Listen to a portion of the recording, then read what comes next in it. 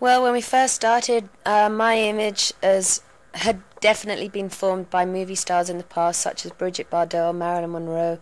But certainly as I've got older, the less concerned I have become of trying to appeal to a certain part of the male race. And I don't really feel the need to either be sexy or whatever, and I certainly believe that glamour and sexuality now has everything to do with attitude and nothing to do with the clothes you wear. So consequently, that image has become less important, and I simply do whatever I want to do. The importance of seeing my band live is tantamount to our success, because that's what we do the best, that's what we enjoy the best, and the whole point of being in a band is that you go out and you actually entertain people. And growing up in a country like England, where you have one national radio station and one national television show, and so many young bands can break simply because they make a good video, people become rather complacent about playing live. And I firmly believe, because of the fact that all my favourite bands did get their success through playing live, that it is the most important thing. Whether it's the Rolling Stones, the Clash, the Pretenders, or whether it's Transvision Vamp, the way to an audience's heart is for them to actually see you in reality and understand that you too enjoy playing live. If I Just Want to Be With You, which is the first single off of our third album, Little Magnets vs. the Bubble of Babble, turns into a successful radio song here in North America, then I can only say that we always firmly believed that if we just carried on making records, sooner or later one of them would click at radio.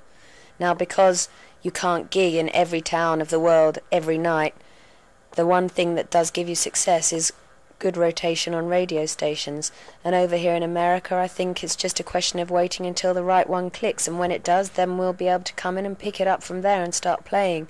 And there's no point in trying to hurry things. It's really just down to the individual DJ's choice as to whether he likes that record or not, and I'm a firm believer in natural timing, and maybe our time has come. As far as our gigs, we've actually been playing gigs now for on this particular tour. It's a 10-month tour, and we're actually 3 months into it, and we've been doing extensive gigs around Europe.